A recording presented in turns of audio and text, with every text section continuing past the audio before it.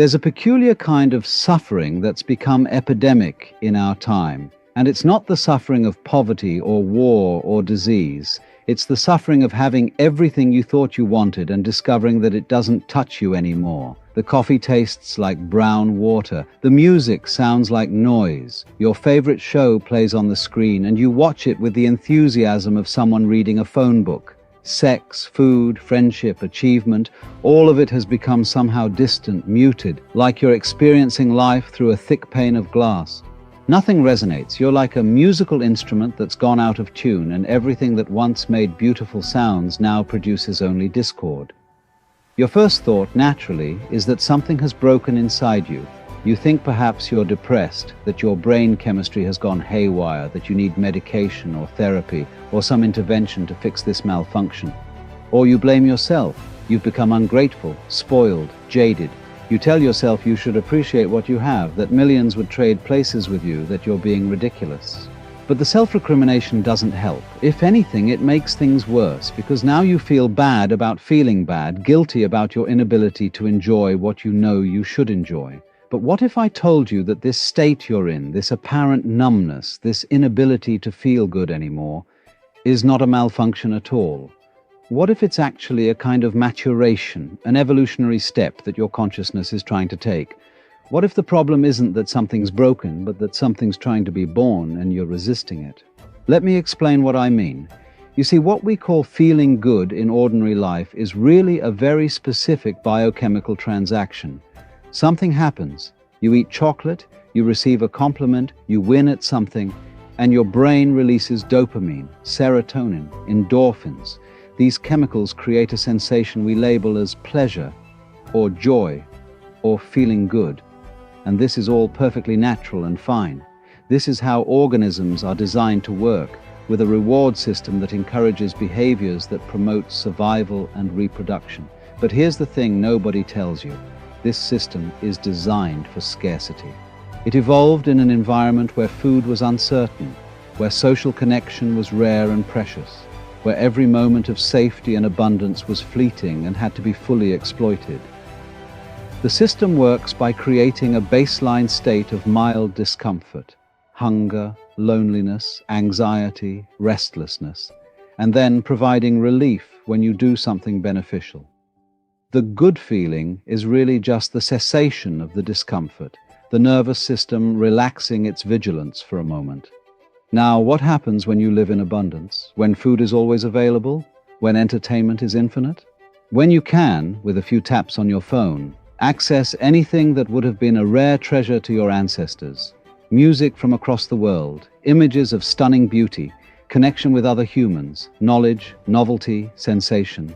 What happens is that your reward system, designed for scarcity, is suddenly drowning in abundance. And it adapts. It has to adapt. The adaptation is called tolerance. Just like a person who drinks coffee every day needs more and more to feel the same effect, your brain adjusts its sensitivity to pleasure. The dopamine receptors downregulate. The baseline shifts. What once gave you a thrill now barely registers. This is not a bug. This is a feature.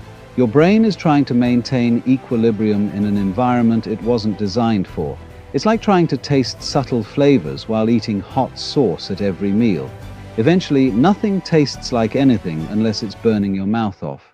So you find yourself in this strange situation.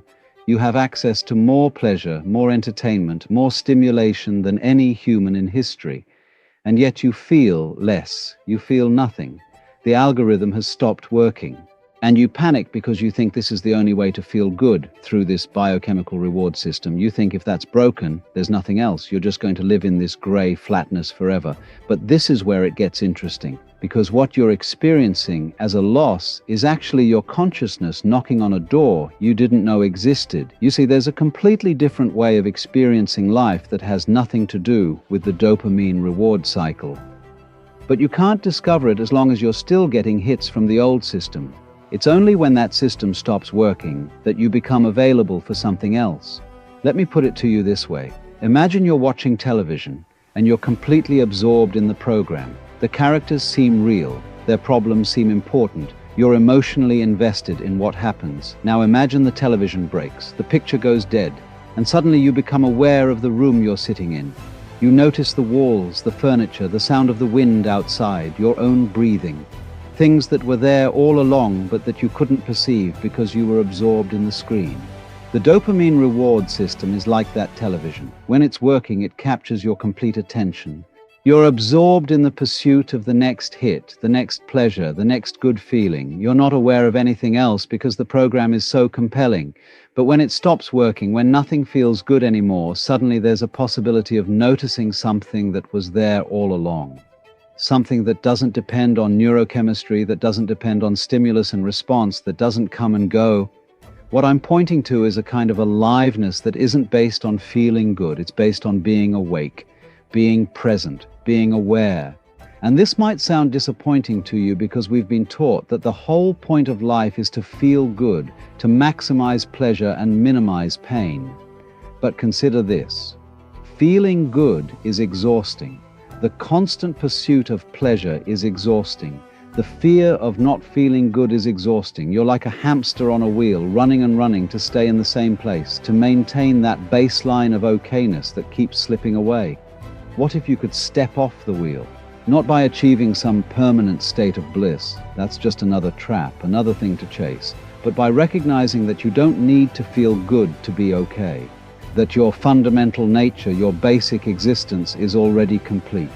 It doesn't need anything added to it. It doesn't need to feel any particular way. Now, I know what you're thinking. This sounds like resignation, like giving up, like settling for a bland, colorless existence. But it's exactly the opposite. What I'm describing is so much more vivid than the pleasure-pain treadmill you've been on. It's like the difference between watching a nature documentary and actually standing in the forest. The documentary might give you little hits of, ooh, that's beautiful, but being in the forest is something else entirely. It's not about feeling good, it's about being alive in a direct, unmediated way. But here's the difficulty. You can't get to this direct aliveness while you're still trying to feel good. You can't discover it while you're still seeking. The seeking itself is what obscures it. It's like trying to see stars while staring at the sun. The brightness of your seeking, your wanting, your trying to manufacture good feelings blinds you to what's already present. So when nothing feels good anymore, you're being given an extraordinary gift. The universe is forcing you to stop seeking because seeking isn't working. You're being forced to sit with what is, without the distraction of pleasure, without the escape route of good feelings. And this is terrifying because you've spent your whole life avoiding exactly this, avoiding the bare fact of existence without any pleasant or unpleasant flavoring. Let me tell you what happens when you stop avoiding it. At first, it's uncomfortable. You feel flat, empty, dead. This is withdrawal. You're withdrawing from your addiction to feeling states. And like any withdrawal, it's unpleasant. But if you stay with it, if you don't run back to trying to manufacture pleasure, if you just sit with the flatness, something extraordinary happens. The flatness begins to reveal texture. The emptiness begins to reveal fullness. You start to notice that there's a quality to simple existence that you never perceived before because you were always seeking something more exciting. It's like when your eyes adjust to darkness and you start to see things you couldn't see before. There's a richness to ordinary experience that's completely independent of whether it feels good or bad. You notice that breathing has a quality to it, that light has a quality to it, that sound has a quality to it. Not because these things are giving you pleasure, but because they're actually happening. They're real, they're vivid. And this vivid realness is so much more interesting than the pursuit of good feelings ever was. I want to be very clear about something. I'm not saying you'll never feel pleasure again. You will. The reward system will come back online to some degree, but your relationship to it will be different. You won't be dependent on it. You won't organize your entire life around chasing it. It'll be like weather. Sometimes it rains, sometimes it's sunny, but you're not trying to control the weather anymore. You're just living your life, regardless of what the weather's doing. And here's the paradox. When you stop trying to feel good, when you stop organizing your life around the pursuit of pleasure, you often end up experiencing more genuine joy than you ever did when you were chasing it. But it's a different kind of joy. It's not the manic high of getting what you want. It's more like a quiet satisfaction in simply being here, participating in existence, being part of this strange and magnificent unfolding. But you can't get there by trying to get there. You can't make it happen. Any technique you use, any practice you adopt with the goal of feeling better will just reinforce the problem, because you're still operating from the assumption that something needs to change, that you need to feel differently than you feel. You're still on the wheel, just using different tactics. The only way through is acceptance. Complete, total acceptance of the fact that nothing feels good right now. Not acceptance as a strategy to make things better, but genuine acceptance, where you're actually okay with things being exactly as they are, where you're not waiting for them to improve, where you're not hoping this is temporary, where you're just here in this moment with however it feels, and that's sufficient. This is what the spiritual traditions have always pointed to, though they often make it sound more exotic than it is. Enlightenment, awakening, liberation. These fancy words for something utterly simple. Just being here without needing anything to be different, without needing to feel good, without needing to feel anything in particular. And the beautiful irony is that this state, this simple being here, is actually what you've been seeking all along. Every pleasure you ever pursued, every good feeling you ever chased, you were really seeking this underlying okayness, this fundamental sense that existence is worthwhile. But you thought you had to feel good to access it. You thought you had to pile pleasure on top of your basic existence to make it acceptable, when actually the basic existence was already acceptable. It was already enough. You were just too distracted by the pursuit of pleasure to notice. So when nothing feels good anymore, you're being stripped of your distractions. You're being forced to encounter raw existence without the flavoring of pleasant sensations. And yes, it's uncomfortable at first because you're not used to it, but stay with it. Don't try to escape. Don't try to manufacture pleasure. Just be with what is. And gradually, not according to your schedule, but in its own time, you'll discover that what you thought was emptiness is actually fullness. What you thought was deadness is actually aliveness. What you thought was depression is actually clarity. You're seeing clearly for the first time, without the distortion of constant seeking. You're like someone who's been wearing sunglasses their whole life and suddenly takes them off. At first, the light seems harsh, too bright, uncomfortable. But as your eyes adjust, you realize you're seeing colors you never knew existed. You're seeing details you never noticed. The world hasn't become less, it's become more. But it's a different kind of more. Not more stimulation, but more reality. This is what's available to you right now, in this state where nothing feels good. Not as some future achievement, not as something you need to work toward, but as what's already here if you stop trying to make it into something else. The aliveness you're seeking isn't hiding behind some door you need to unlock. It's what's looking through your eyes right now. It's what's breathing your breath. It's what's reading these words. But you can't possess it. You can't capture it. You can't make it into an experience you can file away and remember fondly. It's not an experience at all. It's what experiences happen to. It's the space in which good feelings and bad feelings both arise and pass away. And this space, this awareness, this presence, this simple fact of being here doesn't need to feel good. It's already perfect exactly as it is. So stop trying to fix yourself. Stop trying to get back to some previous state of happiness. Stop trying to manufacture joy. Just be here, fully, without reservation, without hope, without fear. Be here with the flatness, the emptiness, the apparent meaninglessness. Don't try to fill it. Don't try to escape it. Just be with it as it is, and you'll discover something that will completely transform your relationship to life. You'll discover that you don't need to feel good to be okay. That feeling good was never the point. That all along, what you really wanted was simply to be at peace with existence. And that peace doesn't depend on feeling states. It doesn't depend on anything happening or not happening.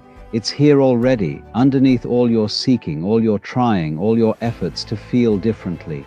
This is freedom. Not the freedom to feel good all the time, but the freedom from needing to feel good.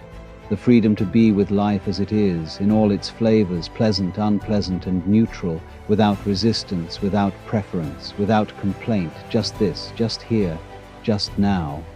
Nothing more needed, nothing less accepted. And from this freedom, a different kind of engagement with life emerges. Not the frantic pursuit of pleasure, but a calm participation in whatever's happening. You still eat, but you're not seeking satisfaction from the food. You still connect with people, but you're not seeking validation from the connection. You still work, create, play, but you're not seeking fulfillment from the activity. You're just doing what's here to be done with a kind of easy clarity that doesn't need anything to be different. This is what's possible when nothing feels good anymore. Not a return to the old way, but an opening into something new, something you can't imagine from where you are now because it's so different from anything you've experienced. But it's here, waiting, not waiting for you to achieve it or deserve it or become worthy of it, just waiting for you to stop running and notice what's already present. So welcome this state you're in. Welcome the flatness, the emptiness, the loss of joy. Not because it's pleasant, it's not, but because it's showing you something true.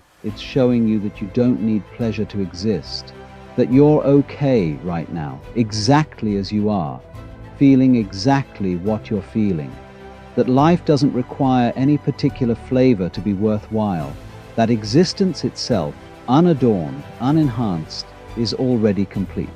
This is the teaching hidden in your suffering. This is the invitation concealed in your loss. Stop trying to feel good.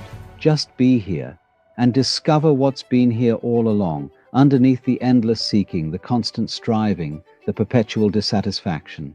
Discover that you are, in the deepest sense, already home.